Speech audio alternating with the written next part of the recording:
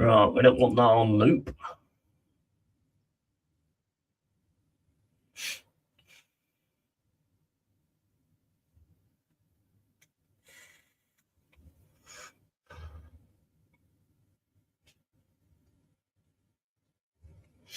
Right, I won't. Oh yeah, I won't need that actually.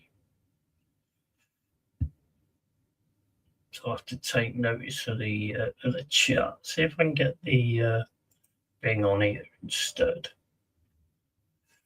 Take Bing off here.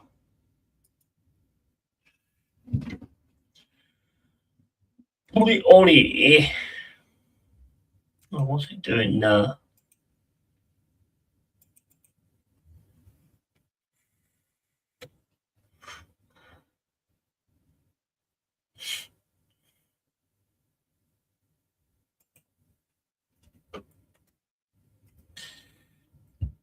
Right, okay, so.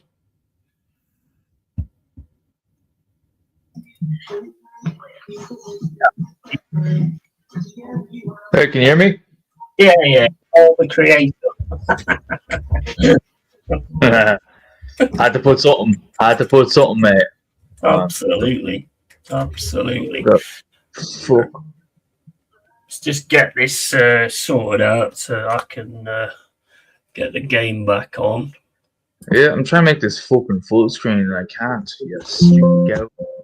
Oh, that was stupid. Well, there it is.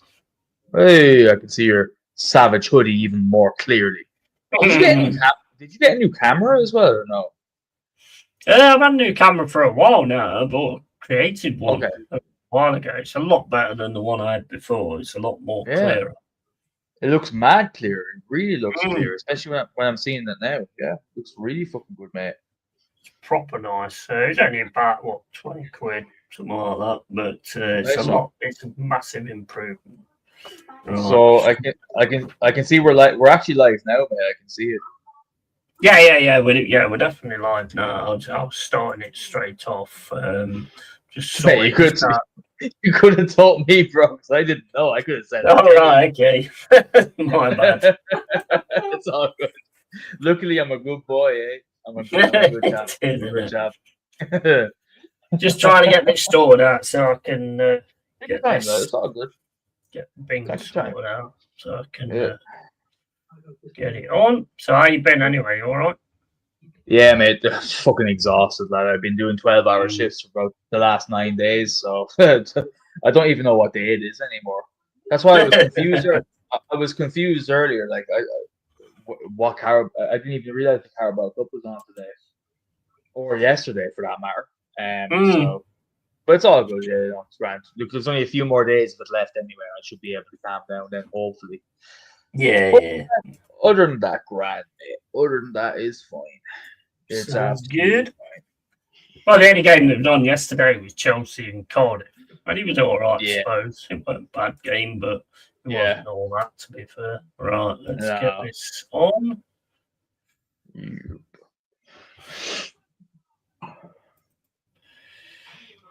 Right, so okay. Oh, you've got Palace then in your Carabao. Yeah, that will not be easy, mate. No. And even if we were to take that game seriously, as our manager's history has dictated that he won't, it would still be a tough challenge regardless. So, mate, I like that's the thing with our club, mate.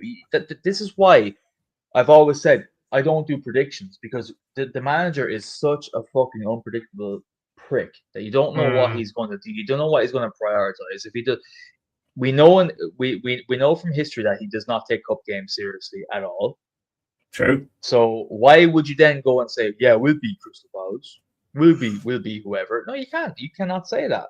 You cannot say that at all based on recent history. So that's basically it, mate. So I mean, going into any game whatsoever, anyway, with this manager is tough. It's a tough thing, and we're in a bit of a sticky situation at this moment in time. So, it'd be a massive boost to actually win the Carbob Cup, wouldn't it? Really, at the minute, it'd be a massive boost. to be fair, but it's just whether he'll go ahead and actually do it, because that's always the issue. I mean, if he plays like the side that he can play out there, then you should.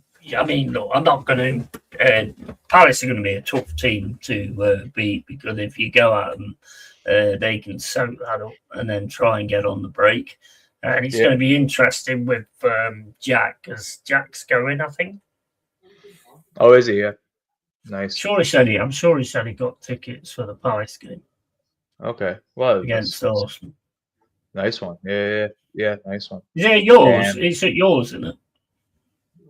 I actually don't know. I didn't look. I'm a fake fan, mate. Sure, it's Told you that before. I'm a fake fan. You know, I have high standards and all that because I'm a fake fan. Yeah, it is. You're right. Yeah, spot on. It's at our ground. Correct. On the 23rd. Oh shit. Fuck me. Should be an interesting game. Oh, big game. Yeah, for sure. Because Palace will definitely be up for it. At least you know that for a fact. At least Palace will definitely be up for it. 100%. It's up to us. It's up to us to have the intent to give it an actual good game. Yeah. Because if not, Palace will, and they I'm sure when you win a cup like last season, like the way they did, that makes you cup hungry. Success breeds success. So definitely. 100%. I mean, they got the FA Cup, so they're going to want this one, aren't they? As they should. And like winning breeds winning, and likewise, what you said earlier for us, like anyone would tell our manager right now that you should at least get one cup in your big, massive, bloated squad that has spent so much money in terms of attaining. Yeah, you should absolutely fucking go for one cup right now and secure it to the best of your abilities anyway. Go all out for a Carbob, go all out for an FA Cup or something. Because winning breeds winning. It's tried and tested, mate. Definitely. Two teams, one cup. That reminds me of I hear the music and all. I can fucking hear the music and everything. Fuck. Why'd you put that in my head, mate? Tell you what, bro, I've never had chocolate ice cream ever since I was. No, bro. I used to love I used to treat myself to the old Ben and Jerry's chocolate brownie, mate, but that was I haven't tasted in 17 years, I think. That shit. Oh my god. That was insane, dude. Mate. That was insane. But just if you insane. I mean, even just on a day-to-day level, the impact that the internet has had on our minds is so much bigger than I think we can ever think of. Like your mind automatically goes towards videos like that, what you just mentioned, but also in terms of the everyday aspect of it. But like the amount I can go worse. Oh no, that's what I was just about to say. Like in terms of the shock value content, like the damage that has done to waffles. The entire. Oh yeah, Pain Olympics. You remember the waffle, the blue waffle. It was the Chelsea waffle, the Chelsea waffle, mate, the Chelsea waffle. Yeah. That is disgusting. I mean, that back then I was watching like what was that site called? I can't remember now. There was like a few. Don't say it. Don't say any of that. There's a few weren't there? There was there was. And then there was another one, and I can't remember what the other one was called. But man, some of the videos and stuff like that was on there, insane. Dude, I think a lot of that is what has made us what we are today. That's why we're such pessimistic. That's why we're such pessimistic fuckers when you see what humans are capable of. Well, it makes you desensitized as well, doesn't it? Like seeing things like that. So you get a lot of it on the news as well now. Yeah. Well, I mean now, that's very true because nowadays, you can blame social media all you want, but the mainstream media and news and everything is constantly warping your brain to think everything is bad, scary, no matter what. Tension, and it's like that. That's why I say to anyone who I talk to, who I know on a personal level, I just say that just aim small, miss small, right? It's a very vague phrase that I robbed off The Patriot 2000 film by Mel Gibson, one of my favorite films of all time. But it's just it summarizes it perfectly. Don't look at fixing the world. You can't. No one can. No. Maybe one person fucking could if he's a genius. I can't. Most people couldn't. Just do what you can do around your community. Do what you can do around things that you're passionate about. At least look after your brother, sister, as long as they're not total and utter pricks. Just do what you can. If you have a kid, raise it well. If you have a kid, raise it well. If you have a dog, raise that well. If you have a cat, raise it well. Look after it. Do what you can. Do what you can. Fuck. Totally agree with you. There's only so much anybody can do anyway. I mean, you've got to have like big numbers to actually be able to do anything massive, and even then, you've got the elites and the people with the money and everything like that. I mean, it's like you look at that. I was watching that Force the other day. I don't know if you've watched the Power universe. I mean, it started off with Power and then it went on to like other stuff. I quite enjoy it. It's quite good. And there's one called Force, and it was like bringing sort of fentanyl into it and all this, that, and the other. And the story they're sort of going for, to me, is absolutely correct, because there's no one person that all of a sudden decides, I'm going to be a drug dealer. Where does he get the money from? Where does he get the product from? There's got to be somebody with the most amount of money. And it wouldn't surprise me if they're not putting it into the system to like get rid of a few people anyway. Oh, totally. Yeah, and evil stuff. Yeah, there's evil, and there's an equal chain of effect in terms of in the realm of good as well. You know, like it all stems from continuity, in my opinion. You know, like if you grow up in a really tough place, you don't see any way out. Your parents don't show you any way out. You have no outlet to inspire you and all that sort of stuff. Now, I know it's different nowadays when you have a phone, you can see things that may inspire you. But talking back for the majority of history, no one's had access to social media, that you become 99% of people will become a product of that environment, and it takes a very special outlier. And that's why when you see people with these random success stories, oh, I came from nothing, I grew up in the worst place known to man, you can do it. Like, it's inspiring, but at the same time, that's not the odds. It's not going to be the odds that are ever going to be applicable to most human beings in life. And it's the same thing with good things as well. Like to influence good, it takes a very strong. Big up Pepsi, mate. It takes a big influence from your parents, from your family, from where you grew up, and it's all RNG. Forgive me to use gaming terms, but it's RNG where you're born, and you just got to make the most of it. And like a lot of it may comes down to who you are as a core person as well. You know, because there is some things you are just born with. Like there's some people that are born being fucking nasty. There's some people born being very damn good and sensitive to other people. So the world is so complicated, but we're now in a stage where most people just think that like if you have these sort of beliefs, or you are of this background, or you're from here, or this is the way you lean politically, that means that ultimately this is what you are, and fuck all of the rest of your history, fuck all the rest of your influence. Yeah. And people want to put everything into black and white. It doesn't work that way. We know that nothing is black and white. Literally nothing is black and white except for 100%. So so that was a long rant. I didn't mean that. Something like that. No, I mean you're absolutely spot on. Big up, Joanne. How you doing? Hope you're all right. And it is. I mean, there's a lot of things that kind of happen in your life that turns you one way or the other. But then again, there's still a common denominator that it's you that turns. Facts. So it's still on you, isn't it? That you've sort of gone that way. And like you say about your like stance and all that kind of stuff. I mean, you can't like agree with certain things on one side and agree with certain things on the other side, because it's like, well, no, you're just full of shit, basically. And that's not true. There is things good on both sides. Guy, you're doing well at United at the moment. Big improvement. Thank you.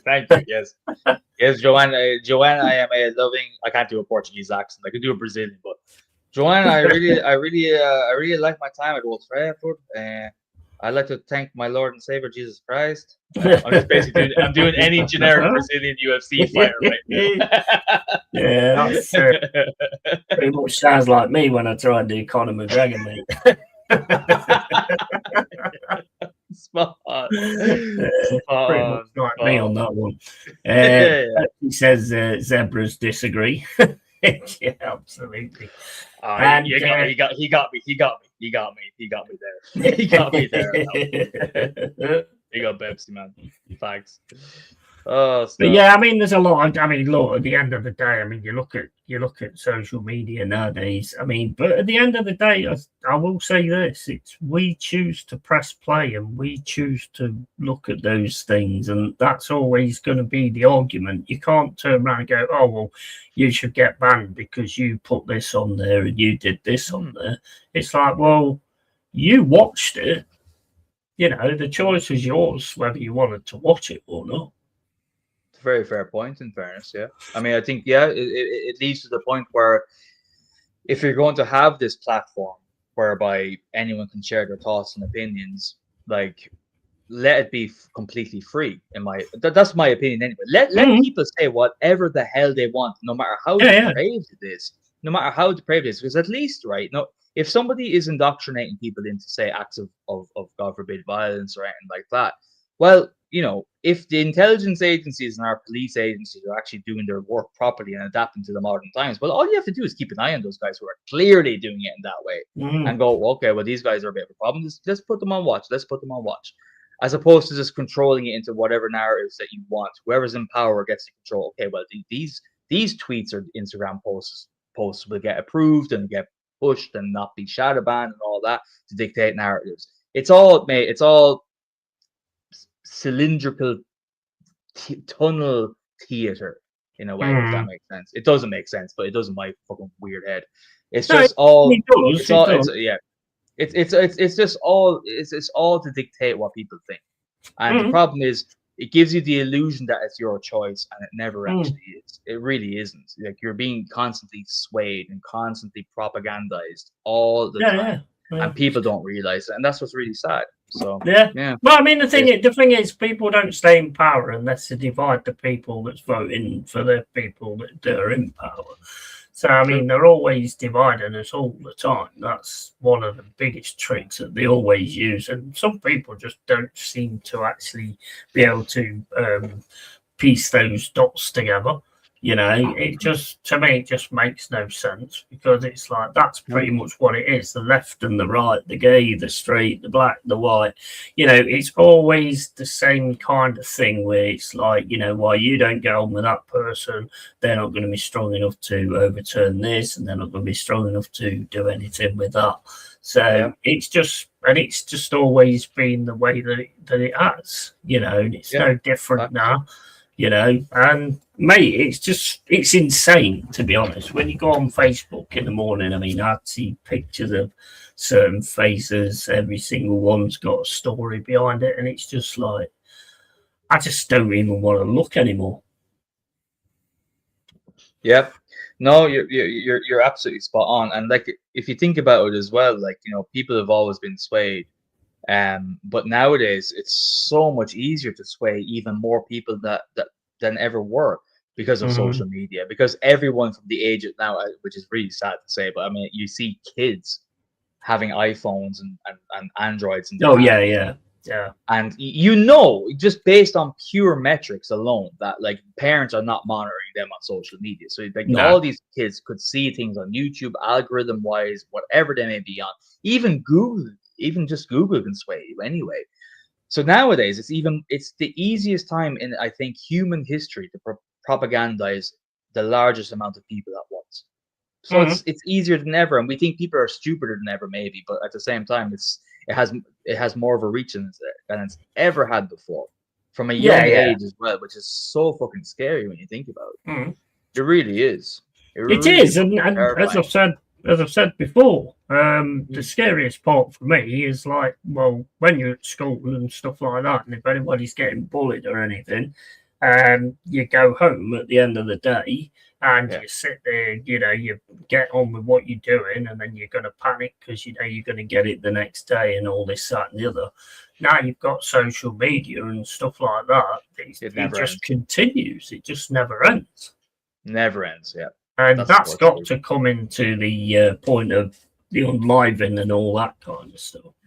Because I mean, even though it's just a major coincidence, but I mean, you imagine it. I mean, back when I was at school, I had a few sort of situations like that. Not mega bad, really, but there was one or two, and to not actually have any closure on that and actually be able to sort of chill yourself out and recharge yourself for the next day and all this, that, and the other, it's just absolutely ridiculous. You're so that is a very, very, very good point. That's a very good point. And a lot of people like nowadays wouldn't even sympathize with that because so many people are just caught up in their own life. They don't care. They don't have empathy towards other people. Just that point that you pulled out alone shows to me that you can think for other people. Like you didn't grow up in that, but yet you can think of that scenario for other people. That's that alone, whatever that trait is right there, is a very rare one. I suppose it's empathy, I guess. That's a rare thing, and of course now government, police, whatever you may call it, don't think about these things at all. Because anyway, the largest corporations in the bloody world right now are ones that are in the tech industry that are all heralding these social medias in the first place. So they're never going to put sanctions on these guys. They're never going to put any sort of restrictions on them.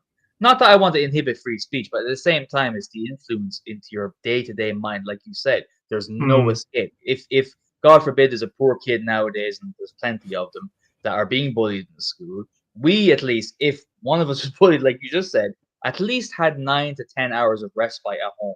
But hopefully that you had an okay home that wasn't too broken.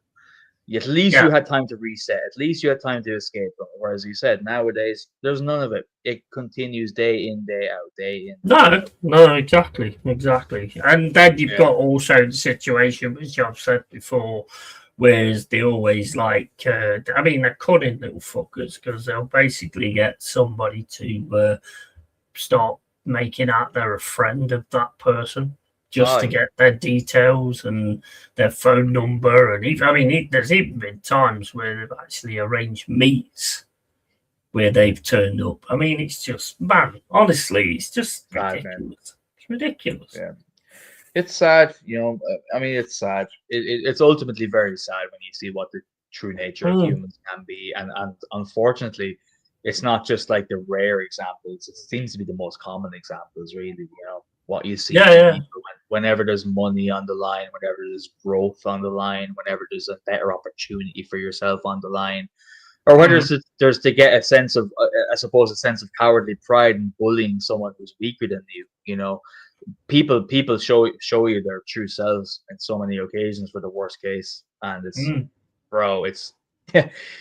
a wonder. It's a miracle to me how the majority of the world isn't as pessimistic as I am, because I don't know what it is, but anyway, geez, we're probably going to depress everyone if we keep going. Yeah, I know, innit. I'm watching the. I'm sorry, man. The game. Got Newcastle on the attack at the minute. Just outside the box with Livramento. Good attack here for Newcastle. Can't get it through though. Saved. Still 1-1, Newcastle and Fulham. But yeah, I mean, look, I think, like, as we've said before, and like same with Charlie Kirk and all this and other, you can't ever close down debate. You've always got to be able to have debate. You've always got to be able to have disagreements and things like that, because that's how we learn. If someone says, "Oh no, what you just said, that's not right," then well, you tell me then why it's not right, and then and then you go back and forth and all that kind of stuff. You've always got to have that discourse, I think they call it. Totally, yeah, totally. And also as well, like, the ultimate freedom of speech is beneficial to almost everyone, because even if you're on a side that wants constriction, right, in terms of expression, well, if you're in a realm whereby anyone can say whatever the hell they want, no matter how heinous it is, at least it makes it very easy for you to see what kind of person everybody is. Yeah, but yeah. if you slowly put in these constrictions and metrics where you can't say this, you can't say that, and everyone, humans are intelligent. We cop on very quickly what we can and can't say. Then everyone becomes a snake. Everyone becomes a wolf in sheep's clothing, that you can't actually weed out who is who until it's very fucking too late, because everyone's putting on a great audition. That's my biggest advocate for free speech, is that you can see who's what, who's who very easily. That's the biggest benefit. Oh yeah, but I mean, the thing is, I mean, Pet says Arsenal v Palace on RTV1 next Tuesday. I will be, I will definitely be covering that one. But it's like you say, the thing is, it doesn't matter what I think or you think or anybody else thinks. Really, the people with the money and the people with the power will be always the ones that are listened to. You know, they will always make the decisions. I mean, yes, they have voting and things like that, but I mean, that to me has always been like an illusion of choice. You know? Yeah. It is an illusion of choice, but the one power that we will always retain to have is that the fact we are the majority consumer, and if people just chose to stop, I know it's an impossible task, but the thing is, the possibility is always there, which is what makes it so hard to take that it won't happen. We are the consumer. We are what makes those people rich. We are what makes those people relevant. We are what makes those people important. The day we switch up and go, actually, no, I don't want that anymore. No, fuck, I'm not watching this anymore. If it's mainstream, if it's, let's say it's the BBC, if it's ITV, if it's whatever, or if it's a YouTuber that's big, or if it's a product like Amazon. Fuck Amazon. I don't want to use them anymore. Overnight, if 40% of people just agreed on it for whatever goddamn reason there is, that will go away. That's how quickly we could change things. And that's what makes it really hard to know, hard to take that it won't happen because we can never fucking agree on anything. And all this division tactics work so well to keep those things intact, like you just said. So, but ultimately, still we have the power as consumers, at the same time. But hey, yeah, big up to Dal. How you doing, matey? Yeah, fuck Amazon. Yeah, I mean, Amazon sort of started off all right. And I mean, what happened with these things? Because one minute it was like you pay in and then you get everything, the old season and everything. And then all of a sudden it became, oh, we're not making enough money. So now we've got to put adverts in. And if you don't want the adverts, then pay us an extra £2.99 and you won't have to have any adverts either. Which I've actually looked into that and I've actually tried that. You still get the odd Amazon advert, not anything else, but there's still the odd like Amazon advert in there. But I don't understand how it all of a sudden became that. I mean, look, I would never drop that, to be honest. And the simple reason I wouldn't drop that is because you get free delivery. And if you look how much you pay on deliveries and stuff like that, then it just works out because of that. If they ever got rid of that part of it, then I would drop it just like that. So I never watch Amazon Prime anyway. As you know, I have different things I watch stuff on anyway. So I don't watch any of the stuff on there. But that, the deliveries, I mean, they've changed that though. I mean, at one point it was next day delivery. Now sometimes it's like 2 or 3 days time, which is like not what you signed up for. No, but that's the ultimate thing about big massive industry like that is once they'll always overpromise at the start. They'll always set the standards high, and once they get the massive amount of consumerism and they get the massive amount of support, no matter what, they drop their standards. They don't care anymore because they know people are used to it. They know people are used to it. That's business 101. Once you have a large enough following, once you have a large enough consumer base, you can drop the standards, set whatever you want, can't you? You could basically, especially at Amazon level. I mean, it's the biggest, it's the biggest commercial retailer in the Western world. I'm aware of anyway. So you can do whatever the fuck he wants. And do you know what the thing is?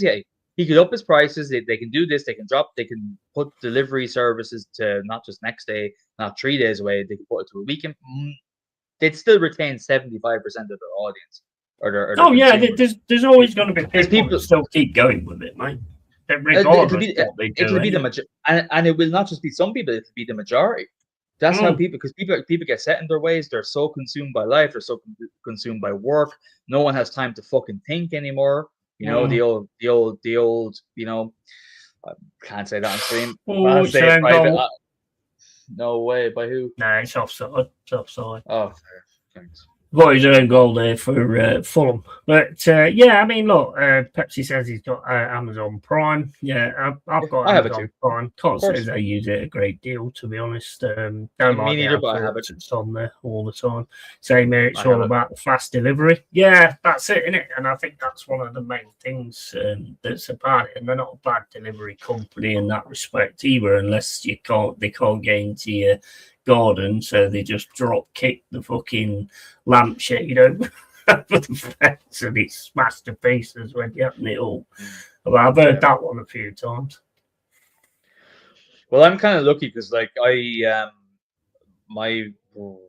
to be fucking turn this to a Dr. Phil or Oprah Winfrey episode, but like, I've always had like a massive appreciation of food, right, and you know, ingredients and stuff like that. Just simple farmers market shit. I just grew up in that. I have a French family, blah, blah, so it's ingrained in my culture, right? You know, don't shame me. But in terms of like shopping local and stuff like that, when it makes sense, is something I just do. It's just part of my nature, right? So like I'd use Amazon like when I need it. You know, when Amazon is there and where nobody can offer a better service, I'll always use it. But I wouldn't use it for everything. You know, I know there's some people that do, and they can deliver for everything for sure. And I think don't in the UK, can't you order from Amazon? You can order food and everything, can't you? Yeah, you can get Co-op food, Morrison's, all that kind of stuff. There's loads of different things that you can actually get. And Pepsi says, what's your most purchased project off Amazon? Guessing it's cruise camper. You know what? I'd actually buy a lot of that from Aldi because it's £10 for 10 cans. And sometimes every now and then there was like 10 cans for £8.99 on Amazon just before Christmas. So obviously I stocked up with that one. But other than that, it's probably more cat food, I would have said. Because cat food's like dirt cheap on there as well.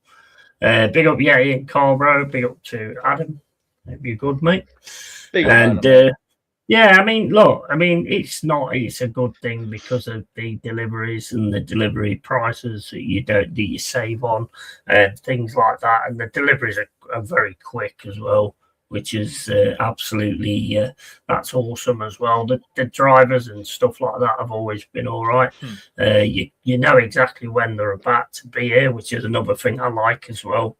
You know, instead of like saying I've got to stay in all day because I've got a delivery coming. With Amazon, it actually does tell you the time, and it will actually show you a map of where they are at that point and how many stops and all that kind of thing. Because when you use Amazon in Ireland, for example, it's not quite like that. It's given to our national post service, which is a good service. Our post is very good here, but it seems like it seems to me from what you're telling me that the Amazon the UK has its own dedicated like delivery service. Yeah. Okay. Yeah. Right. I guess it's got its own factory, own Amazon factory somewhere. So, yeah, it's pretty good in that sort of stuff. Look, I was saying to someone today because I was in Sainsbury's and there was hardly anybody in there, and I said, "What's happened? It's like 9 days till Christmas and it's this empty." I said, "I used to work here in the Castle Boulevard."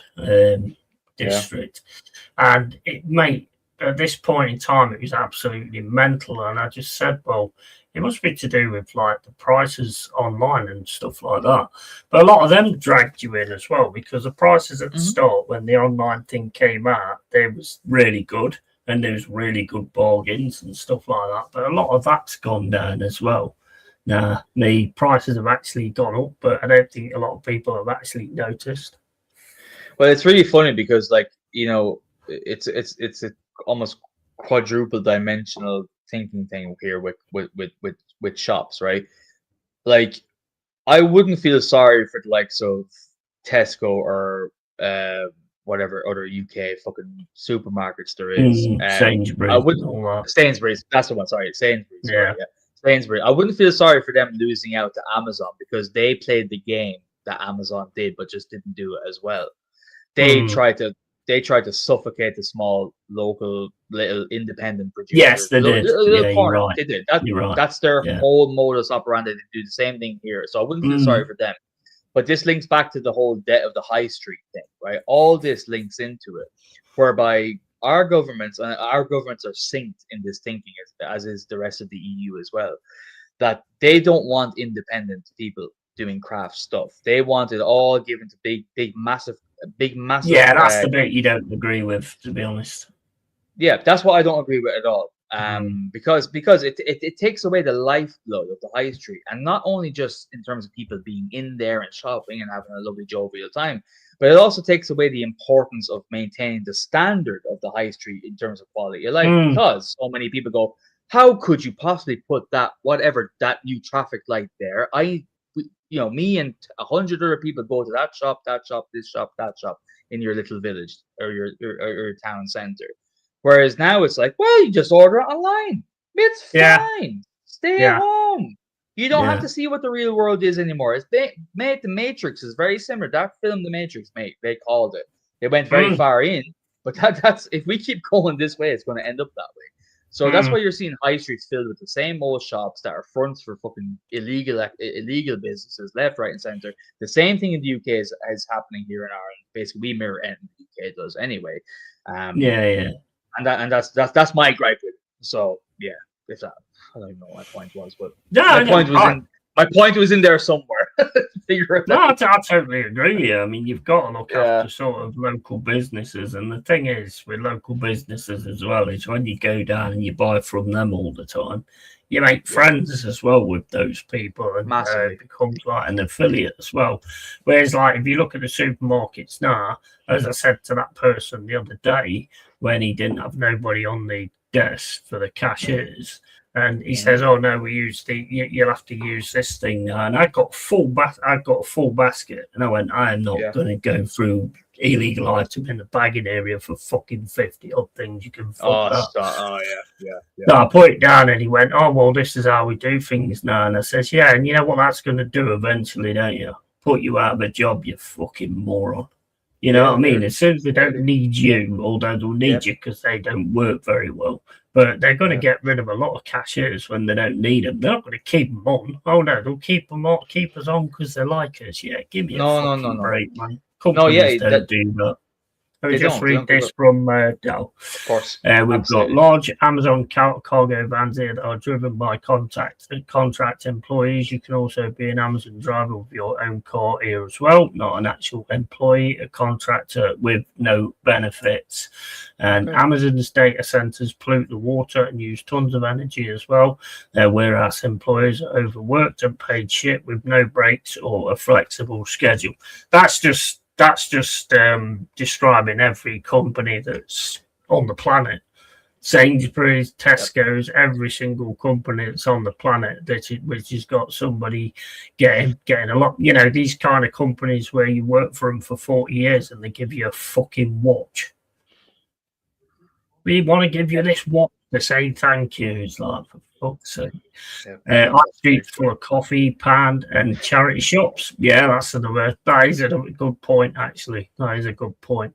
And crackheads. Oh, yeah, crackheads. Place. I mean, in the States, is it like all the time where people are stealing people's Amazon parcels and stuff? Because that's what you see all over the internet. Have you seen that? Where people, actually proper professional people, are just waiting for people to get stuff delivered and then just go in and steal. And they start putting this dye in it now. They start putting this dye on the box, so as soon as you take it so far, it just But you see, like, just to Pepsi's point there about like saying that, like, you know, coffee shops, vape shops, service barbers, and crackheads. That's alluding right back Turkish barbers. That's what I said. Yeah, I was alluding. I actually did. Yeah, I actually did. But all that and emphasis on the homeless and crackheads and just the general unsafeness of town centers, village centers now, is because there is now no standard from the mass population of the local area, because they don't need to go into the town center anymore. They don't need to go in there anymore because they can click a button online, have no association with anything, and they have everything they need delivered at your doorstep. It's cool. Yeah. But it kills the soul of everything. It kills the soul of heritage of your town. It kills the soul of quality of life in your town. It kills absolutely everything. It kills the social aspect as well. Oh my because god! Some people, some. This is another thing I have a problem with the automated service and stuff like that. Yep. There's some people, like older people, that are lonely and stuff like that. They rely on going into their supermarket and having a chat, and it brightens their day to have a chat with somebody and all that lot. And it just takes it away with this thing, what they're using there. Dal says, $1 billion companies brings pizza in for lunch to celebrate something. Yeah, that's what 100%. Yes, packages get stolen all the time. That's just sad, that is. A friend of mine just got his shit stolen last week. Ordered a Carbob, even stealing their shit out of the loo. Ordered a Carbob, and driver opened it up, took the part and replaced it with a book. Crazy shit. What book was it? And how are you both anyway? Yeah, all good. I'm all good. How are you doing, Dal? I mean, Cole.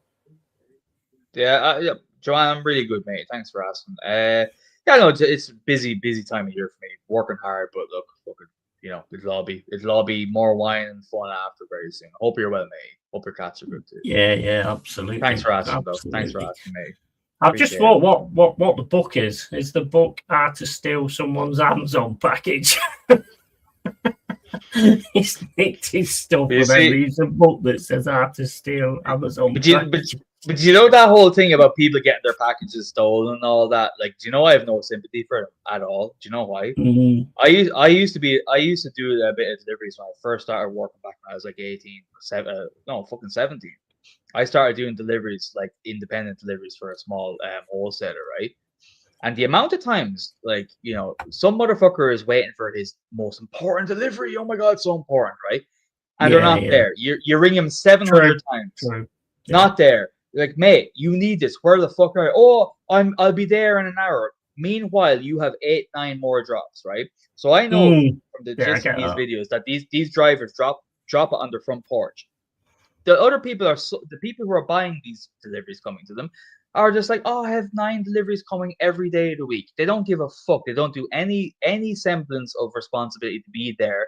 Because that's a contract. If you think about it, you've ordered something online. You make sure, even as annoying as it is, you be there for the whole day. If you're waiting for a random guy who has 100 deliveries on his roster, you be there. You wait. You look out your fucking window, like you order a time. You do, yeah. I do it all the time. Or something from a curry house. The very personable people at those curry houses that they can be. Like you wait there. You're looking out the window.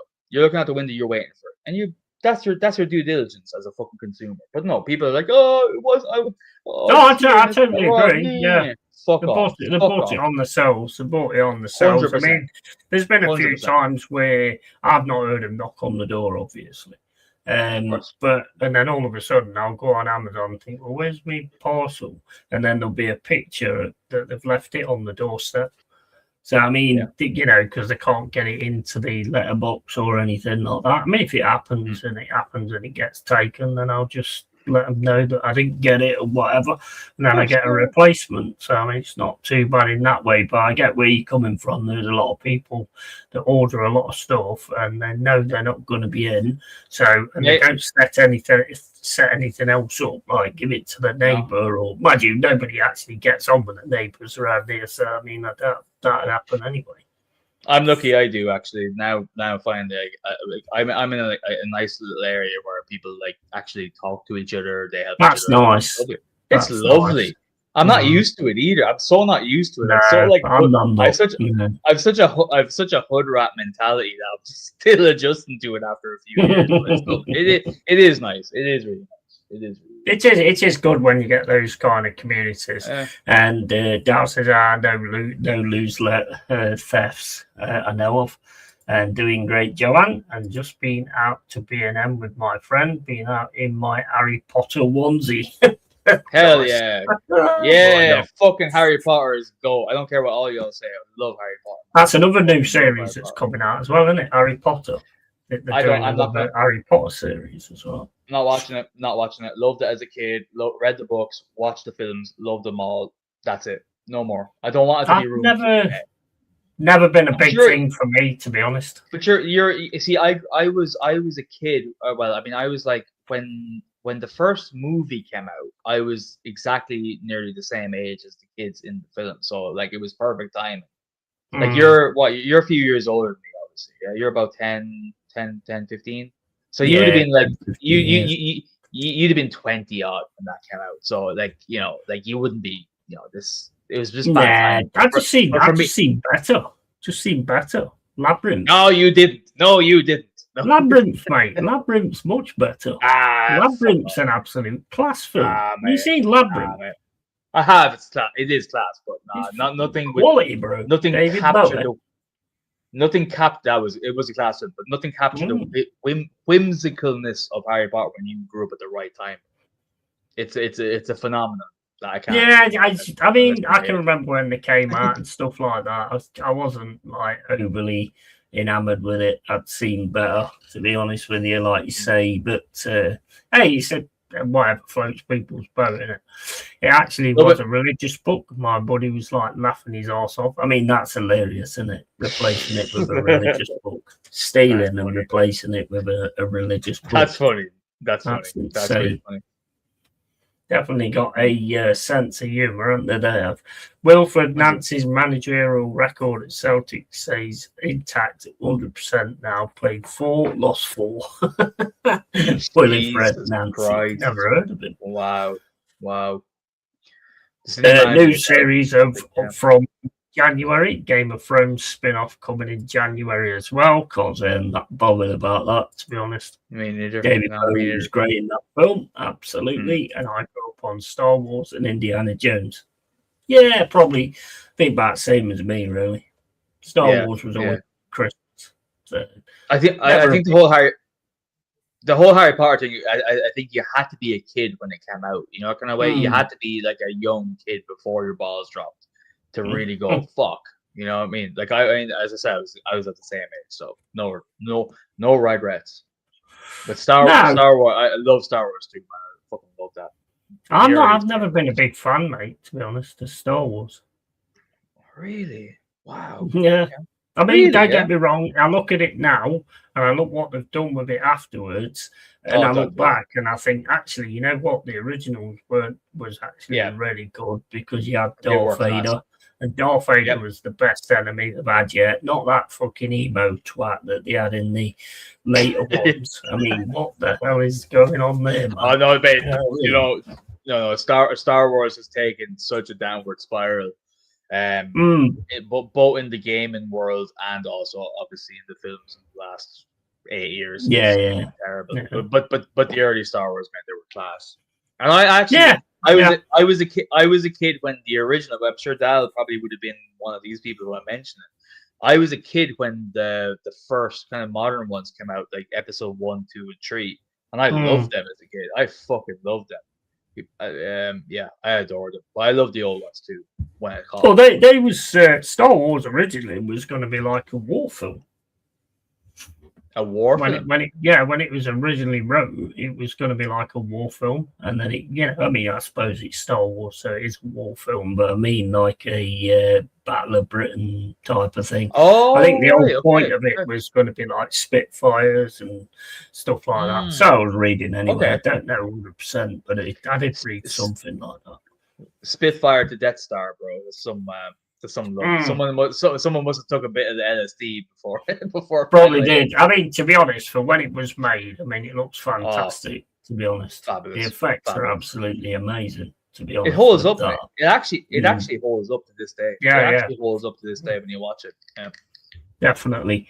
Yeti and I are the same age, and Harry Potter books came out when I was in my 20s.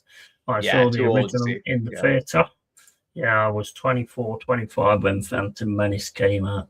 Yeah, I mean, I went to. I'll tell you one of the good ones I watched on the cinema was Predator. The first film is just phenomenal, isn't it? That must have been mind blowing. It's class. Brilliant. At that age, at those times, what was the 80s? Was it 80s? At that time, around the 80s, 90s. I'm not quite sure, but yeah, it's on the cusp. Yeah, on the cusp anyway. That must have been fucking mind blowing. I love that. I seen Predator first when I was about 8 years old, and I was like, "Fuck!" It's my favorite sci-fi alien character of all time. Yeah. Well, at that point, I used to be like, if I was like going to go and see a film, I wouldn't do it now because it's sort of I want to see the film for what it is. But back then, if I remember right, I knew it was coming out because I used to get this horror magazine called Fangoria, and it showed you the picture of the Predator, and I was like, "Oh man, this looks class!" And I actually went out and bought the Predator book. And I was actually reading it in between it coming out. I stopped reading it, and then I went to see the movie, and the movie was just insane, brilliant film. Nuts. But you see what you just said? Do you see what you just said there, mate? About like that how hyped you were, how excited you were for something. No spoilers on what anyone else thought of it before you saw it. All that you had a magazine to look at the lore.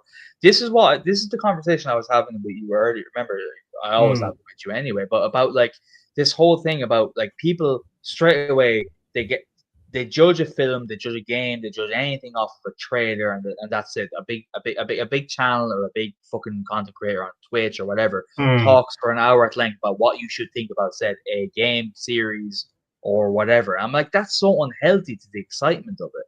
You should just experience it. Don't look at anything. Experience it for yourself. Try it. Just try something. I know the argument. Some people, I've heard arguments back from other people, like because I say this to my friends as well. And they're like, yeah, but like it's very sad. But they say like, I want to know for sure that this game is going to be good if I'm going to spend money on it. But I'm like, hold on. So therefore, you will know something is good if someone else says it to you. What sort of opinion, rotted brain do you have? How does that make sense? A game can be. It's all subjective. Well, sorry. No, I'm done. Sorry. I think what you have to do though is like you have to find a reviewer that kind of says the right kind of things and sees things in a game that you will notice and you will be happy about and you want to see, So I think when you do that, it's fine. It's where if you just keep watching everybody's reviews on it, you're going to get a different story. I mean, it's like the guy who did Welcome to Derry season finale. Straight away, it comes up saying spoilers in this, and he just explained the whole thing, showing pictures and stuff like that. To me, that just makes no sense. There's no point in me watching something when you've already told me everything that happens. I just don't get it, to be honest. Why anybody would want that anyway? Joanne says, have you seen the new Frankenstein movie? I have, and I didn't like it, to be honest. I didn't like it. I didn't either at all. Nah. I hated it. I absolutely got good scenes. Got some good scenes, but I just didn't like it. Star-studded cast, big production. I'm Guillermo del Toro. He has a very like nice theme to his films, but like I did not like that. I don't think it didn't grasp the message of Frankenstein at all. I didn't think so. No. Yeah. No, I mean I've never been big on Frankenstein anyway. I think he's like the biggest fraud of it as an horror character that I've ever seen when it comes to like Dracula, Wolfman, and all the other ones that's come before it. So Frankenstein for me was always the boring one, to be honest. It is because it sends a different message than your normal horror character. Like it's more the horror character is more the doctor, not the actual creature that is. Yeah. So I get the nuance from Mary Shelley and all that. I read the book and all that. The book is fantastic, actually. If there was a way to consume that story, it's by the book. I know hipsters will say that all the time, but in this particular case, it is true. But the film itself, I don't know. I don't know. I sat through it. I've watched it. I was like, fuck, I'm not feeling it. I know everything is telling me that you should like it, and therefore automatically I'm like, no, I don't. I just don't. It's too. I don't know. I can't. I don't have the vocabulary to really say what I didn't like about it. There was some good bits in it. There was some good scenes. Yeah. Like when he got that, I don't want to say anything. Of course. Empire Strikes Back is one of the greatest films ever. I like that one. I liked Return of the Jedi. He used to have all the figures as well. Me and my brother used to have all these Star Wars figures. They're worth something now, I think. I saw Predator on VHS 1987, I think. Yeah, I think it's around that. Gremlins is a great Christmas movie. Gotta watch it again soon. Yeah, I've been thinking about watching that one again, actually. Brilliant film, that is Gremlins. Love Gremlins. Been a while since I saw it too. Yeah, Fangoria, great magazine. Oh, mate, I used to love Fangoria. I saw Pumpkinhead, Basket Case was in there at one point, and I'd just sit there reading about these films coming out. Some of them was good. Pumpkinhead's not bad. I've watched that again lately, and that's not a bad movie, to be honest, with Lance Henriksen. I think, what is it? Is it his, I don't know, is it his son dies or something, and he goes to a witch?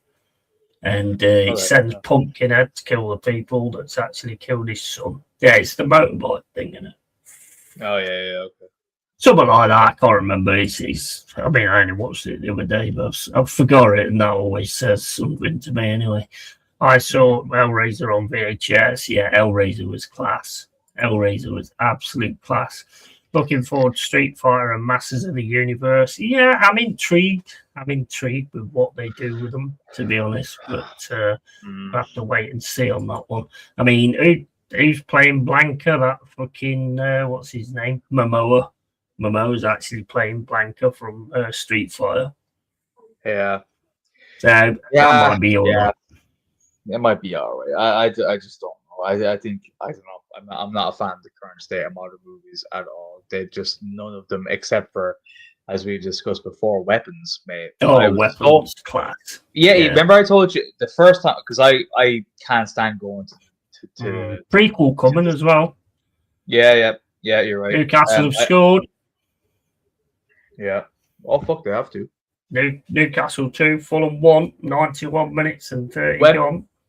Weapons was the first film in about 6 or 7 years that I've seen in the cinema, and I'm so glad that I saw that one in the cinema, mate. I absolutely fucking adored it, and seeing it in the cinema was wonderful. It was quiet, nobody else was there. We went at the right time during the day. It was fucking brilliant, mate.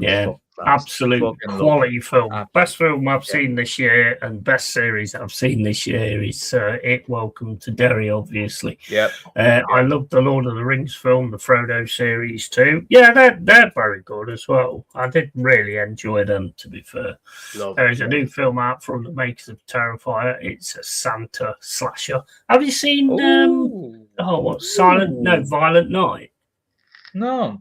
Oh, mate, Violent Night's awesome. That's brilliant. If you get a chance, watch that, mate. It's like a mix of Die Hard and Kill Bill. Okay, fuck, all right. Honestly, give it a watch, bro. It's proper good, that is. Violent Night. Yeah. I'll always take your film recommendations very seriously. It's quality, mate. I trust yours, Nice. Yeah. I don't think I did any honest thoughts and opinions on that, but I definitely watched that. It's brilliant. It's got the guy on it who's on Stranger Things. I forgot his name, but it's just, honestly, it's brilliant. You'll enjoy that. Nice. I haven't watched the It series yet. No, you've got to watch the It series. It's quality. Honestly, it's class. Absolute class. Yeah, I'm only on episode 3, but it's been good so far. Episode 3 or 4, I can't remember actually.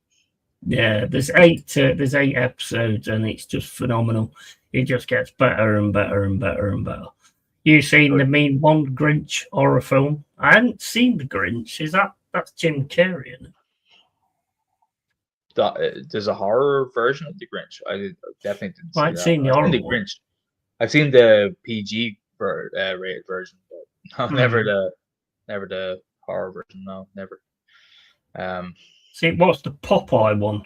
Popeye the something man. That's an horror film as well, isn't it? Popeye. Really? Yeah. They Popeye's a horror. Okay. Yeah, they remade loads of them, didn't they? There's Bambi as well. There's Winnie the Pooh, called Blood and Honey. All right. Yeah, mate. People can't create anymore, mate. There's no like new stories. No one can write a book. No one can write a story anymore. It's ridiculous, isn't it? It's all remakes and rehashings and everything else. It's really fucking tiresome. Even with games too. It's the same thing with games too, mate. It's the same fucking thing. It's really fucking dull. the era of get good ones every gone. now and then.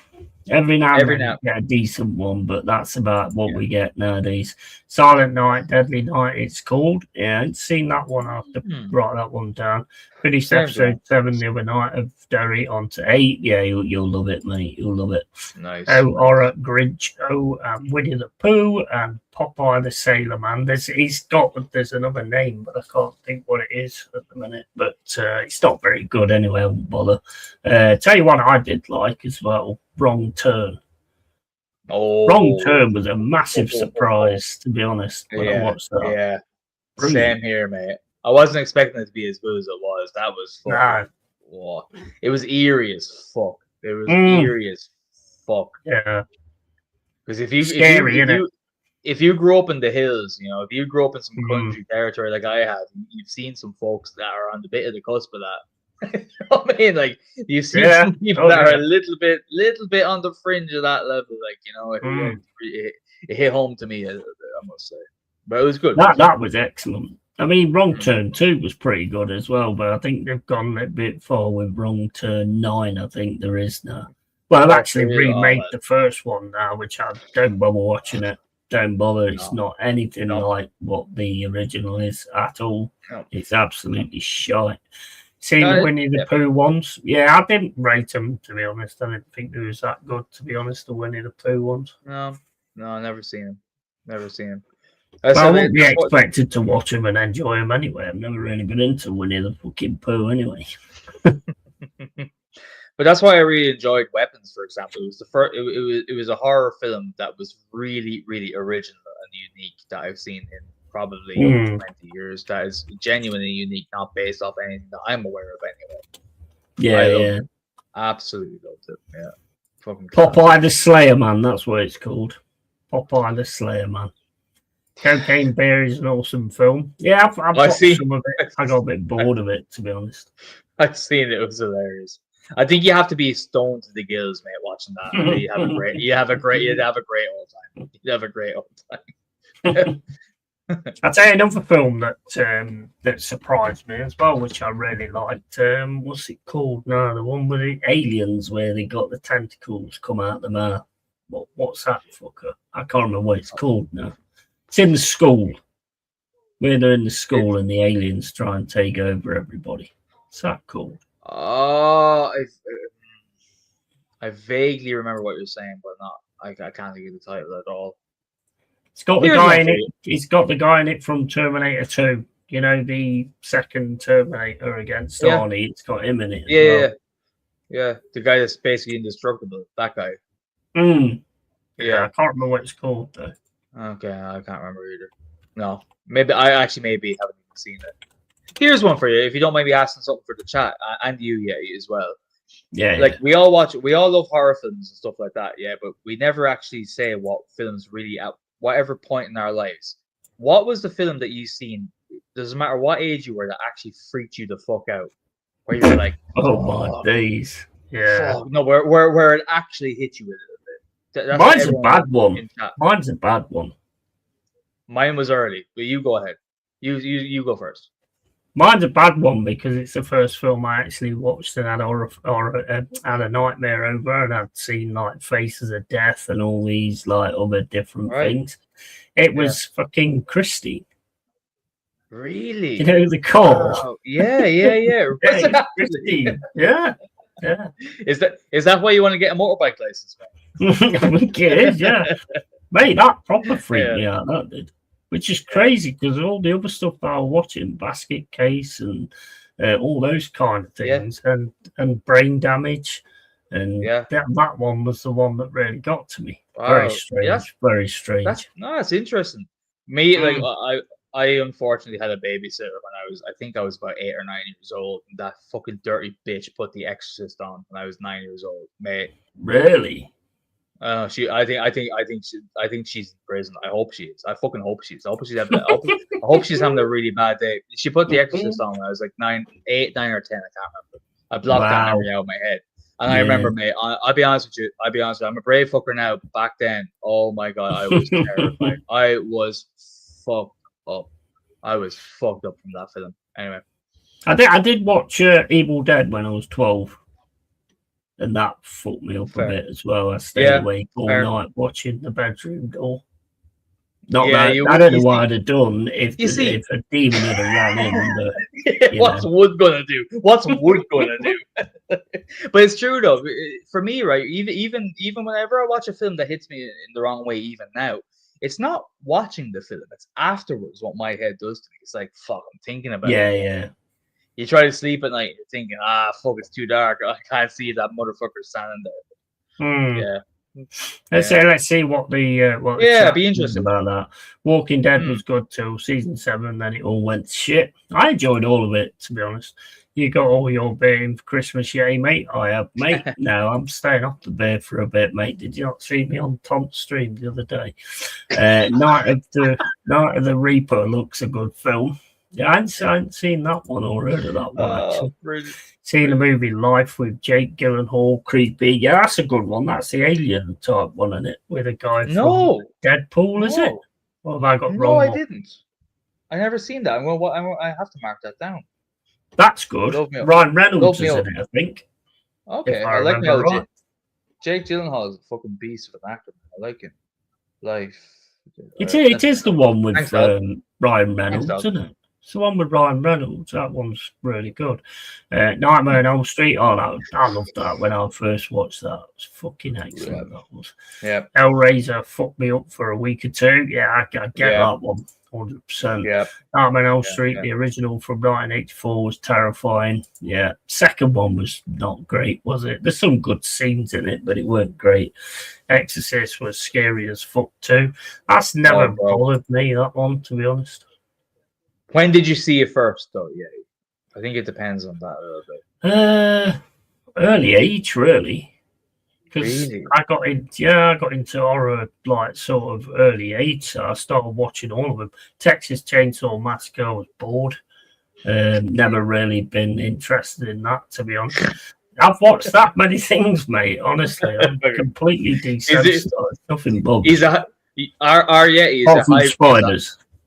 Our Yeti is a hybrid reincarnation of Brian Clough and fucking Robin Hood. Like, this man's fearless. He's just fearless.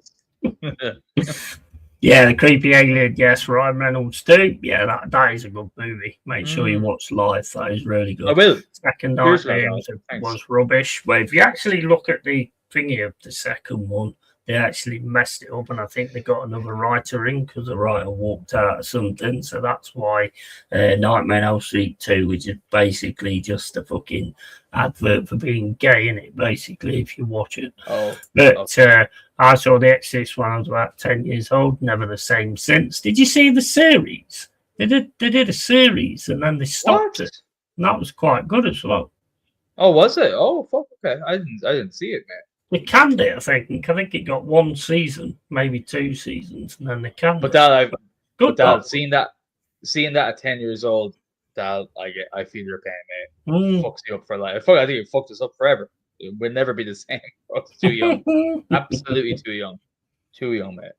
Just don't bother me. I mean, I wish they did. You know, jump scare gets me every now and then, but other than that, I mean, Weapons I thought was something real class. Personally, awesome. It didn't bother me, but it was. I didn't enjoy it. I think Weapons is one of those rare, especially modern horror films, but it's one of those rare horror films that isn't in it just to scare you. It's an interesting concept, original concept, just brought to life, and it happens to be a bit freaky. Like it's one of those type of things which I really like, actually. I just hope they don't push the fucking the sequel or well, I suppose prequel, actually. It would be. I hope they don't push it that, mate, because I loved it. I absolutely loved it. No, I'm really looking forward to that.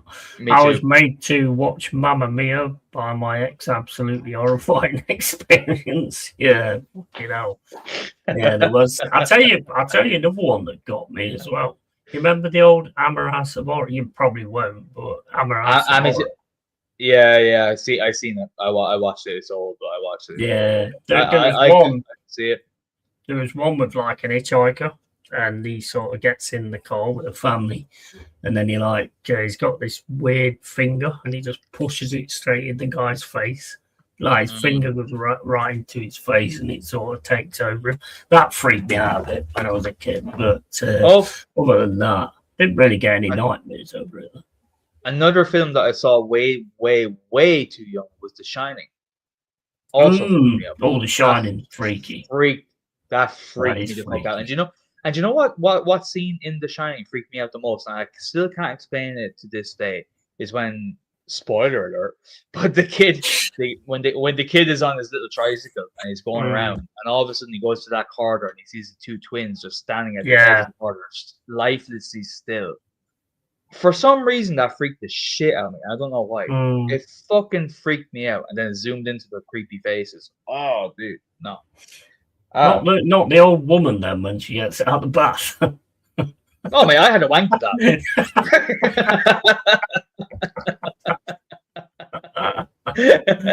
That's where I developed. That's where I developed my guilt kink, man. That's where I got that from. Oh my days! But yeah, that was freaky. And there's another one called Sapphire and Steel, and there was an episode that I can always remember, and it was a ghost soldier on the subway. And every time he turned up, you could hear "It's a Long Way to Tipperary" whistling that as he's. That was really good as well. That was really good. They don't. I mean, I know this makes you sound old, but they don't really make them like that anymore. Not like they don't. They don't build the tension or anything like that. They just open a shutter every now and then, or a bird flies across the path or something like that. It's real sad, really, what they do now. It is, because but I think now, especially in the modern era, it's catering to the brain rot fucking era that we're in right now. You need the quick engagement all the time, because if you try to build up. If you try to build up to something, anyone under the age of 50 will just be tuned out and on their fucking phones, not paying attention. Sadly, that's why. So I mean, Black Phone's good. I enjoyed Black Phone, and I enjoyed Black Phone 2 as well. I thought they was quite decent, to be honest. Yeah, I enjoyed it's that. At least it's original. At least it's an original story, right? Concept, at least which is lost especially in the horror industry. But and Ed Gein. Ed Gein was class. That was absolute class. That was freaky as fuck, wasn't it? I thought it was quite good. Yeah, I must say. Oh, mate, absolutely awesome that was.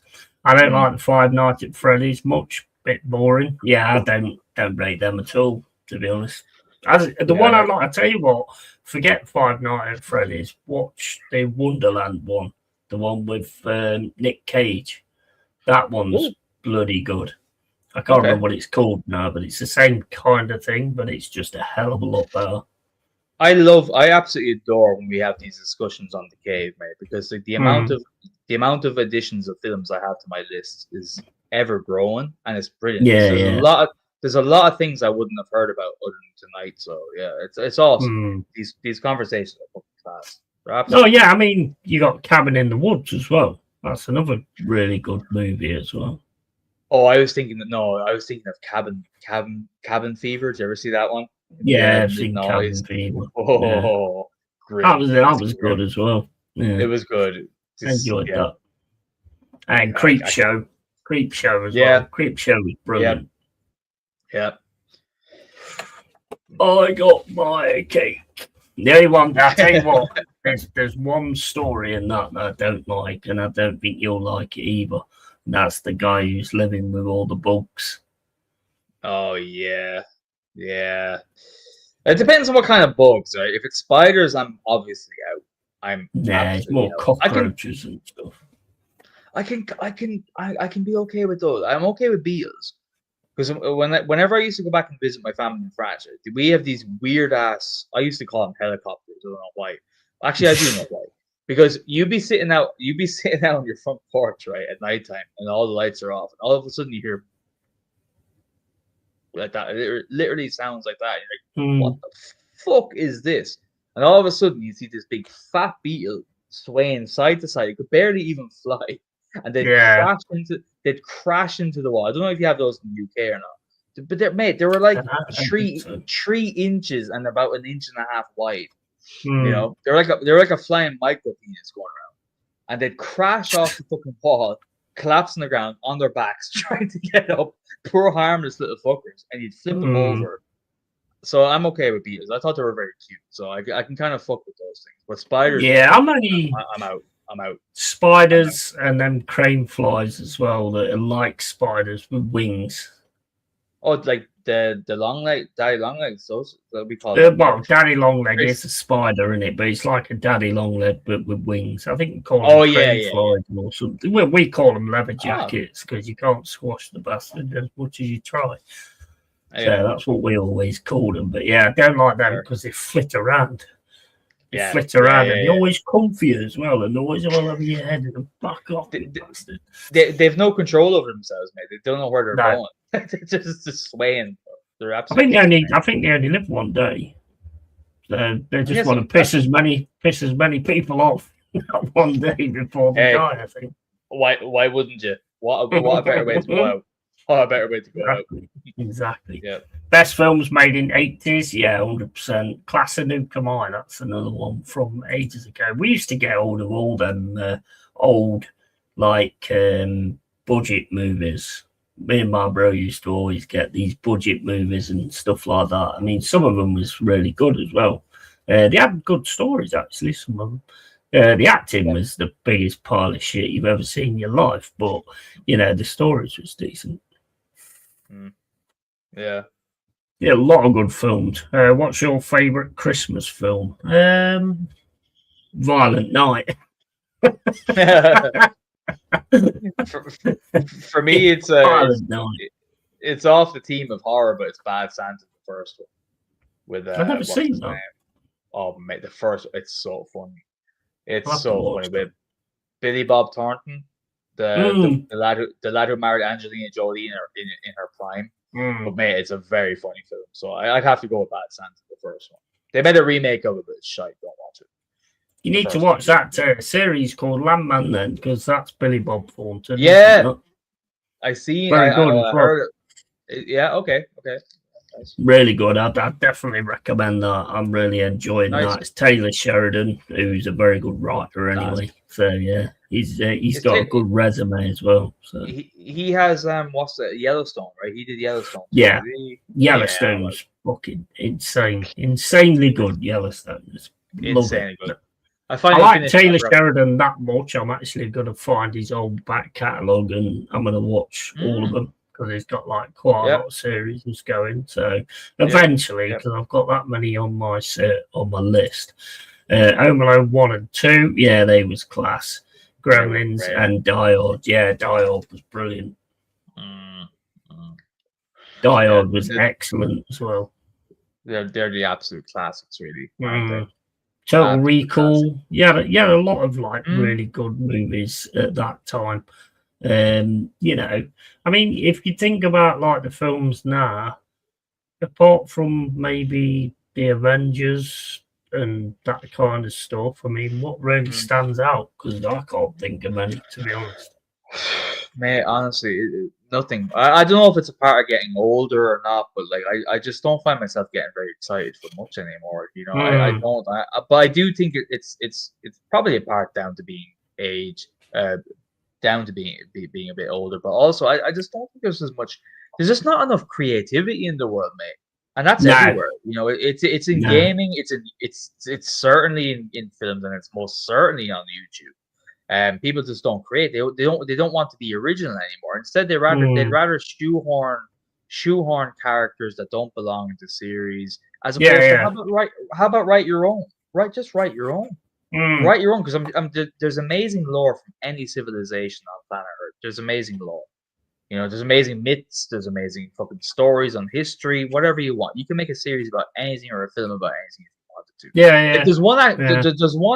There's one genre of mythology that's never been touched on, or at least done well.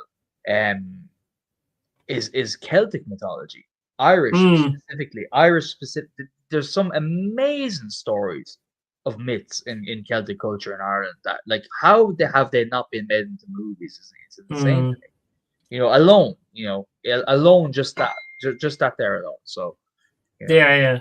That's why, mate. But there's nothing that stands out to me of late. It really isn't.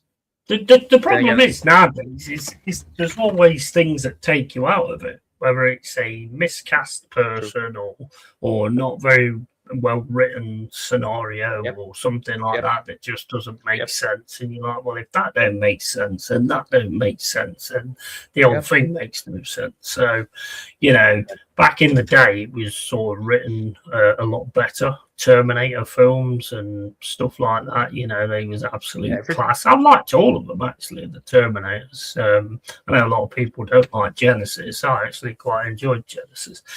But Wake Up, Dead Man and Knives, I'm going to watch. I think a mate of mine, one of the YouTubers that I watch, Angry Joe, I think he's done a review on that. I'm probably going to watch it for myself, so I'm not going to do it. What's happening with James Bond? Nothing, hopefully. I've never been a big fan. I know as a Brit, I'm supposed to love James Bond, but I've never, apart from Roger Moore and Sean Connery, that's about it. Yeah, because Live and Let Die, I love. That's it, really. They still haven't decided on an actor yet, have they not? No.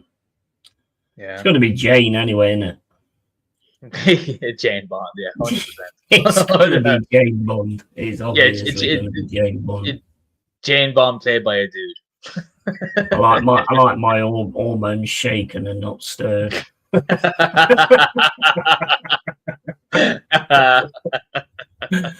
think that's pretty obvious that that's where we're going to go. Daniel Craig was good. He wasn't bad actually. I didn't mind Daniel Craig. Did not like Pierce Brosnan at all. No, just didn't like him at all. Just didn't like him. He was so cheesy. I think all of the Daniel Craig James Bond films that I've seen, they were gritty and a bit dark. There was a dark element to it, a bit more realism. Whereas Pierce Brosnan was just pure oh, look at me, I'm awesome. Shut the fuck up. You wouldn't do it. You would do nothing, mate. You wouldn't do it. You wouldn't be able to stifle anything. You wouldn't be able to fucking take the reins over your kid's birthday party. I don't know, fucking international. Did you watch that Mobland? Did you ever watch that Mobland?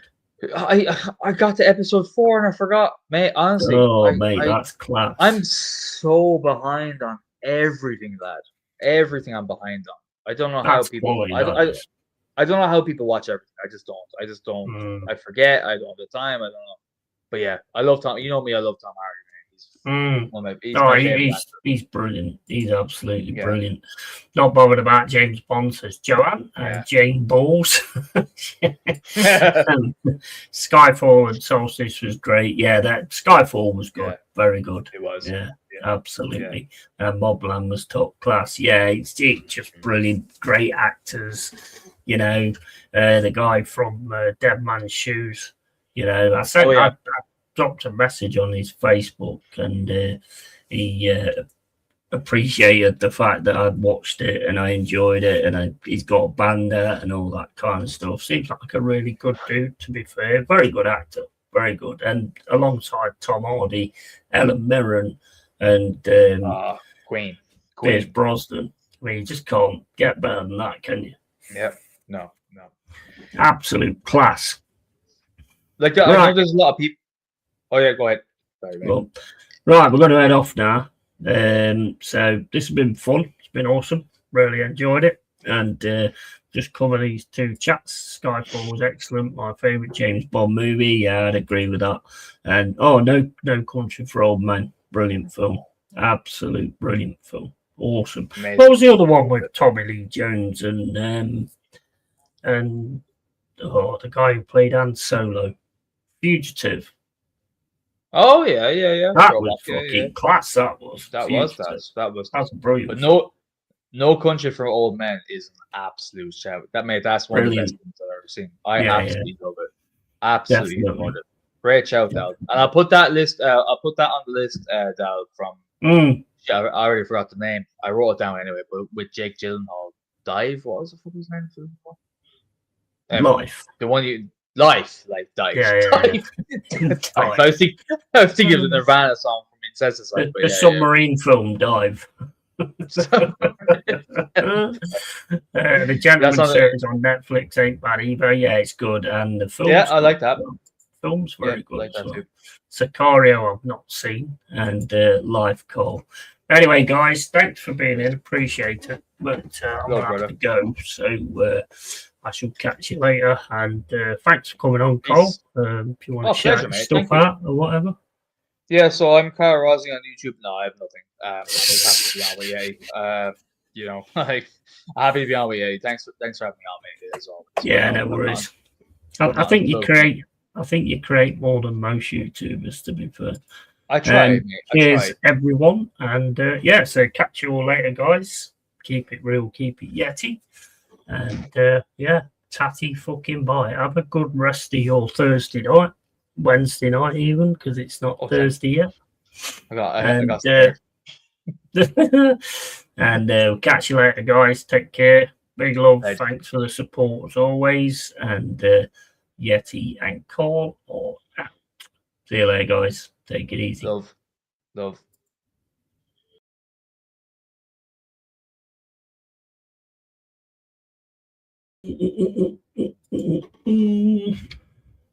What's going on now? Oh, wait a minute. Got to wait till that plays,